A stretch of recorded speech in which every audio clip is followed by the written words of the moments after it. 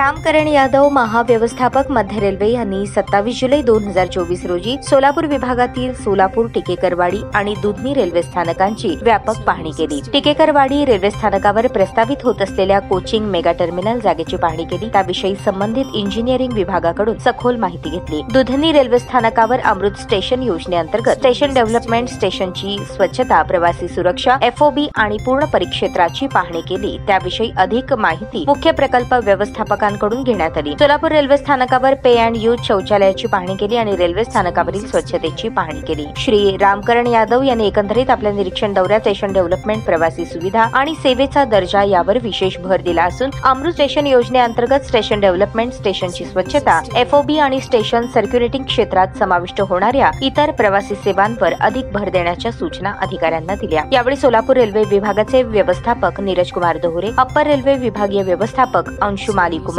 गतिशक्ती युनिटचे मुख्य प्रकल्प व्यवस्थापक शैलेंद्र सिंह परिहार, वरिष्ठ विभागीय अभियंता सचिन गणेर, वरिष्ठ विभागीय वाणिज्य व्यवस्थापक योगेश पाटील, वरिष्ठ विभागीय परिचालन व्यवस्थापक JN गुप्ता, वरिष्ठ विभागीय अभियंता जगदीश, वरिष्ठ विभागीय इलेक्ट्रिक अभियंता अनुभव वार्ष्णेय, वरिष्ठ विभागीय इलेक्ट्रिक अभियंता अभिषेक चौधरी, वरिष्ठ विभागीय संरक्षा अधिकारी P रामचंद्रन, वरिष्ठ विभागीय यांत्रिकी अभियंता रामलाल प्यासे या प्रमुख अधिकाऱ्यांच्या समवेत अन्य रेल्वे कर्मचारी उपस्थित होते।